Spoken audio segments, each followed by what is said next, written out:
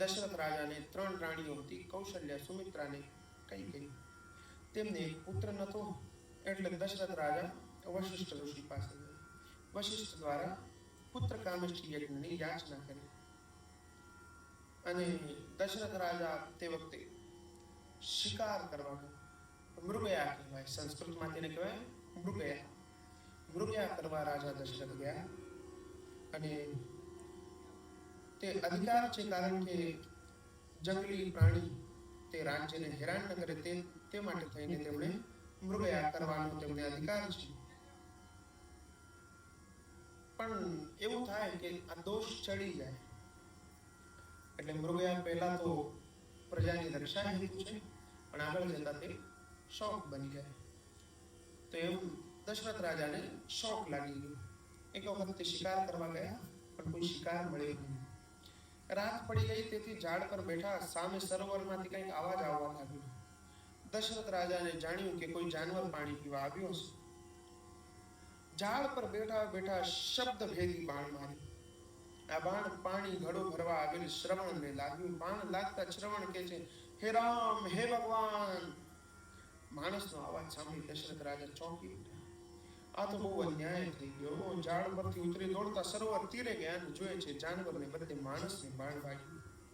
અને તે છેલ્લો શ્વાસ લઈ રહ્યો હતો. દશરથ રાજાને આવી બધી વાત રાજાએ આવીને આવી બધી વાત કરી શ્રવણની માફી માંગી. દશરથે શ્રવણને મરતી વખતે તેની ઈચ્છા હોય તે પૂર્ણ કરવા કહ્યું. શ્રવણે કહ્યું, સામે ઝાડ નીચે મારા અંધ મા બાપ છે, તેમને કાવડમાં બેસાડી તીર્થયાત્રા કરાવું છું. અત્યારે તેમને તૃષા લાગી છે, તરસ્યા છે, તેથી હું પાણી ભરવા આવ્યો. હવે તમે આ પાણી લઈને તેમની પાસે જાઓ અને તેમને પાણી આપો. આ સિવાય મારી કોઈ બીજી અંતિમ ઈચ્છા નથી. આટલું કહી શ્રવણને ત્યાં મૃત્યુ પ્રાપ્ત થયું. રાજા દશરથ ભારે હૃદયે પાણીનો ઘોડો લઈને અંધ મા બાપ પાસે ગયા. કઈ બોલ્યા ચાલ્યા વિના તેમણે પાણી આપ્યું. તેથી માતા પિતા કહે છે, બેટા શ્રવણ, તું આજે કેમ કઈ બોલતો નથી? આજે જ્યાં સુધી તું બોલીશ ને ત્યાં સુધી અમે પાણી નહીં પીએ. આ વાત સાંભળીને દશરથ રાજા તો બની ગયેલી અથથી ઇતિ સુધી જે બની તે કઈ સંભળાવ્યું. દશરથ રાજાએ ગદગદ કંઠે ક્ષમા માંગીને પાણી પીવા કહ્યું.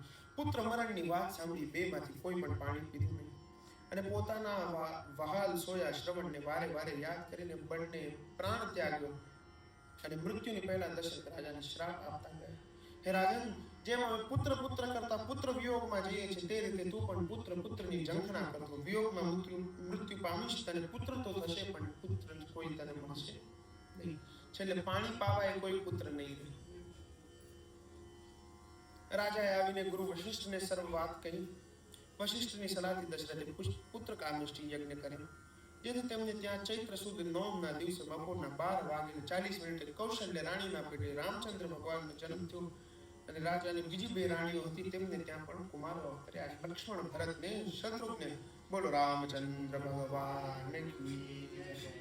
રામજીનો જન્મ થયો છે. જરા આપણે કીર્તન કરી, શ્રી રામ જય રામ જય જય રામ, શ્રી રામ જય રામ જય જય રામ, શ્રી રામ જય રામ જય જય રામ, શ્રી રામ જય રામ જય જય રામ, શ્રી રામ જય રામ જય જય રામ, શ્રી રામ જય રામ જય જય રામ, શ્રી રામ